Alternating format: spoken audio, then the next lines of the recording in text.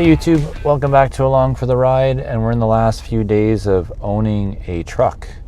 So for the past 7 years I have driven an F150, and the reason I've driven them is because we needed a larger vehicle. They've been fairly affordable at less than $300 bi-weekly per payment, and the fuel economy hasn't been all that bad. So at 9 to 10 liters per 100 kilometers, that's not all that bad for a full-size truck, considering I know some people who are driving hybrid Rabs right now and they are getting 6 liters per 100 kilometers. So I'm driving a full-size truck with lots of space and lots of advantages over a Toyota Rav. That being said, I thought before we get rid of the truck, we'd do a video on the things I'm going to miss, things I'm kind of going to miss, and things I'm glad to get rid of. And when we talk about a truck, your truck certainly comes with a certain size, and this truck is a decent size. It has the 5.5-foot bed on the back and the full extended cab or super cab or crew cab, whatever that's called. And it's been fantastic. It's done what it's needed to do. It's been a pleasure to drive. We were towing 2 Sea-Doos with a Ford Explorer, rated to tow 6,000 pounds, and everybody would say it's going to feel totally different when you're towing with a truck, and it certainly does. So if you're doing towing stuff, trucks are the way to go if you've got the room and space for it. One thing I am going to miss about the truck is certainly the ride height. Not so much how it sits inside the vehicle, because the Model Y sits very similar, but the fact that you're sitting so high above everything, mostly everything else except for another truck on the road. So you can see right over top of the vehicle as you get a big wide view of what's happening in front of you, because you're not stuck behind another vehicle looking at their bumper. So that's certainly something I am going to miss, is the ride height. I'm definitely not going to miss the size of the vehicle in terms of having to pull it in and out of my garage. This is a big vehicle. Oddly enough, the Model Y isn't all that much narrower, but it certainly is shorter and certainly has a different shape. So it will certainly fit in the garage much better. The other part around the size of this vehicle that I'm going to miss is the size of the back seat. Big advantage of this back seat is what happens when you flip the seats up. That was the main reason for the F-150 and not any other truck, is that flat space in there. Now granted, the Model Y does have a hatch and has a back, and I think that's what will replace this space, because I don't very often use this space and the bed. So the bed is not something I'm going to necessarily miss. A lot of times when I'm doing stuff and I know I'm doing it, I hook up a trailer anyways. I don't really put a lot in the bed other than some wood and some sheets of plywood. So I'm going to need to start towing a trailer. But my last video about going to the dump, I hooked up a trailer anyways. I didn't put any of that stuff in the bed of the truck. Definitely going to miss the space in the back seat. Definitely not going to miss so much the space in the bed. I'm definitely going to miss the operating sunroof and the rear sliding window. Those are 2 things that I've really enjoyed. I don't know if the need to open the roof comes from the heat that comes through the glass in this vehicle. The 2 times I was driving the Model Y, it was sunny out, and you weren't getting near the heat through the glass roof of the Model Y. So the Model Y will always have a glass roof like this.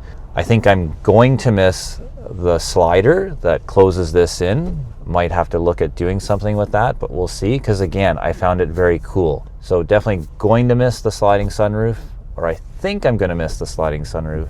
Definitely going to miss the rear sliding window for that breeze. Oftentimes I will crack that open, and you've heard me say that. It's the one big selling feature of this vehicle. Added it to the Lariat version of the Ranger, so I almost went that direction with a smaller truck. And that was the big thing around the Bronco as well. The idea behind the Bronco was to have something that I could use and pull the roof off and really enjoy that outdoor air. So we'll see just how much I missed that. Still not totally convinced that was the best decision, but it was the most financially sound decision.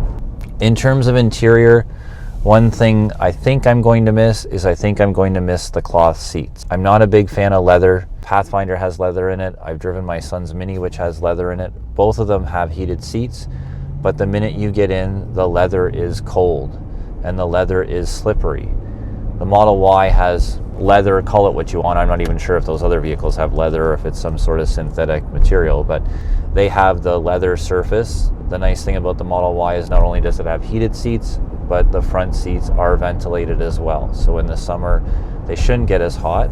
I ended up going with a white interior, so they won't get as hot as a black as well, but I really do like cloth. I know it doesn't clean up as well. My vehicle doesn't get that dirty, so I'm not too concerned about that, but I do prefer the cloth. I don't find you slide around with it or slide around in the seat that way. So I think I'm going to miss the cloth interior. I thought I was going to miss the interior of the truck. You know, in my last videos, I've talked about the fact that I'm a button and knob guy. I like those things. It's just easy access. But when I got in the Model Y, I really enjoyed the fact that it was a calm interior and I didn't feel myself looking for buttons and knobs. It's just very different. There's lots of things in this interior that I haven't used. For instance, I have a stock here for my windshield wipers. I think on this truck, quite honestly, it has been set to the auto mode the entire time. There might have been the odd occasion where I've had to turn the wipers up to get the windshield clear, but I rarely ever play with this. Lots of things in this truck that I haven't used. We got a full, 120 volt plug on here. We got a 12 volt cigarette plug, never used those. Got the trailer brake control. I think I used it once when I had a big trailer hooked up, and maybe not even in this truck. That might have been the truck before it. I got the Pro Backup Assist, which I keep thinking that I would actually use and hook up with the Sea-Doo, because that trailer is kind of a pain when it's a single trailer. Haven't done that yet either. So there's buttons over here for the mirrors to turn on the zone lighting. Have never touched those, other than the fact that I thought they were for heated mirrors or folding mirrors is what I thought they were for, and they weren't. So I have used the zone lighting. So the zone lighting has come in handy here and there. I live in the country, so we don't have ambient light. Definitely a feature that I think I'm going to miss. Again, I don't know that I really used it. I'm sure there'll be enough light coming off the Model Y when I have to do things in the dark. But the one thing I will tell you, that if you're ever looking at buying a truck and you're planning on putting a cover on the bed, make sure you get lighting in the bed. That by far is the best feature of any feature for a bed. My brother-in-law just bought an F150. It doesn't have lighting in the bed, and it makes a huge difference, especially when you're in the country and you don't have that ambient street light around. When you're loading and unloading, when you're looking for stuff in the bed, that is a major bonus. So if you're ever buying a truck and thinking about putting a cover on it, make sure you've got lighting in that bed. I would not go without it. The big question is will I miss Apple CarPlay? I'm not so sure. I've been trying to switch over to Spotify. My family has a Spotify account. I was up using Apple for quite a while, moved away from it, trying to get into Spotify. Can't say I'm really enjoying it. Not really sure whether I'm going to miss the CarPlay thing. I do like Apple Maps, so I think I'm going to miss it. We'll have to see. I did not buy full self-driving, so my vehicle will have self-driving for the first month and then it will disappear. So we'll see how the navigation system works. A lot of people are mounting their phones on a little phone charger beside the screen. Might have to do that. There's displays out there that you can get Apple CarPlay on. There's ways of kind of getting it to show up on your screen, but we might miss Apple CarPlay, so I think I'm going to miss Apple CarPlay for sure. There's always talk about the Tesla glove box and that it's small and that it's magnetic and the way it opens. This F150 actually has two glove boxes, and I can tell you that although there's stuff in there, they rarely get opened. I think the top one has some napkins and stuff in it. The odd time we'll pull a napkin out if somebody's eating in the vehicle. If not, it never gets opened. The bottom one has the manual in it, and that's about it. And I don't think there's anything else in that glove box at all. So I don't think I'm gonna miss the storage in the glove boxes. Cup holders, same kind of thing. These are a little bigger. They still don't fit the big water bottle that I use on a daily basis. I'm gonna have to probably look at getting a different water bottle that fits in those cup holders. Again, I do like the design and the simplicity of the design in the Tesla. So there's a lot of stuff in here that I kind of use here or there. I'm not sure I'm really going to miss the interior of this truck just because there's so much coming at you, and the Tesla is such a calm vehicle because of that. It has one screen and one screen only. And it's that, I think it's that out of sight, out of mind piece. And maybe because we have all these dials and buttons, we tend to push them and use them. But in reality, do we really need them? If the button isn't there, I'm not playing with it. I'm not checking it out.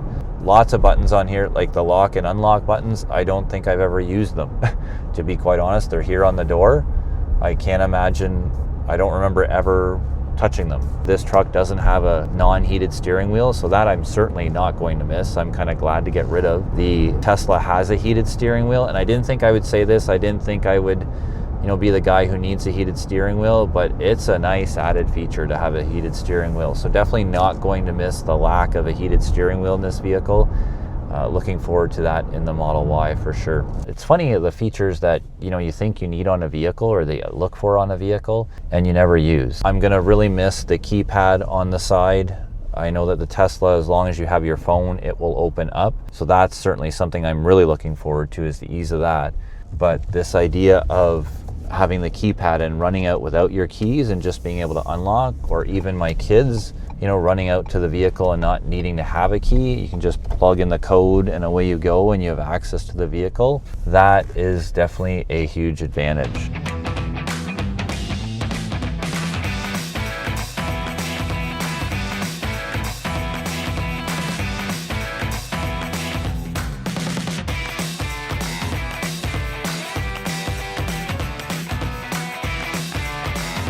Well, there you have it. There's a list of things I'm going to miss, think I'm going to miss, and glad to get rid of in terms of the F-150. Have I enjoyed driving them the last 7 years, 3 trucks later? Absolutely.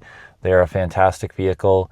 I've been really fortunate to kind of have the experience I've had, pay what I've paid, get the fuel mileage that I've been getting, but I'm not going to miss, definitely not going to miss, glad to get rid of stopping at the gas station on the way to work to fill up with gas. Really looking forward to the switch over to an EV. It's something I need to try for myself and just see whether or not it's going to work in terms of our lifestyle. And the Tesla is the vehicle we're going to do it with. Am I looking forward to switching over to an EV? Absolutely. Looking forward to the electric world and not having to deal with the maintenance, the gas. So if you're interested in seeing what that journey is like, by all means subscribe. If you're already subscribed, continue to subscribe. We're going to switch over to Along for the Ride EV in a short little while, and we'll document that whole process and see how the world of flipping from an F-150 full-size truck to a mid-size SUV in the Model Y is going to be like in terms of our lifestyle. So this is Greg Cinti, as always, saying thanks for joining us.